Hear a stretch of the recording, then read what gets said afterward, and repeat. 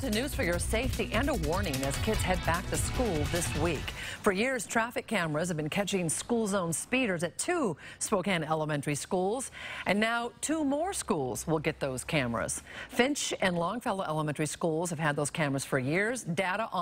Based on data collected by the Spokane Police Department, the decision was made to install cameras at both Willard and Ridgeview elementary schools now. Jack Ferris looking ahead with us tonight. Jack, when those cameras, when are they expected to be installed?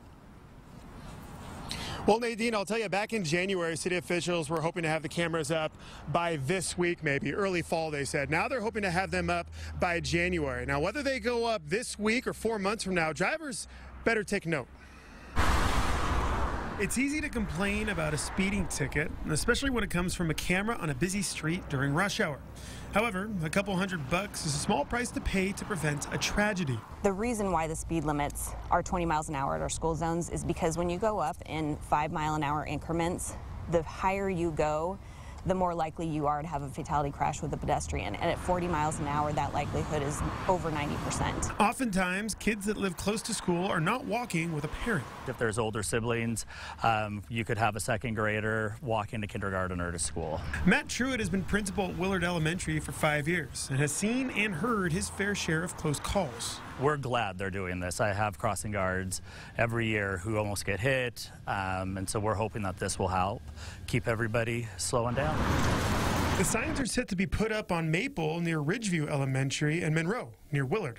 Speed in those school zones during the wrong hours and prepare to pay the price. The penalties vary, but get caught doing more than 40 miles an hour and expect a $450 ticket in the mail. Well, the tickets are harsh, but a necessary reminder to keep your eyes and mind on the road. You get into that complacency where you go from work to home thinking about everything else other than that 2-ton bullet you're driving down the roadway, and you just forget about what you're passing as you go. Now, Nadine, this is alarming. Just to give you an idea of how many people speed through those school zones, back in 2016 at Finch and Longview Elementary School, that calendar year, 2016, nearly 17,000 tickets were issued by the cameras. For now, from Willard Elementary, Jack Ferris, KXOY 4 News. That is incredible. Thanks a lot, Jack.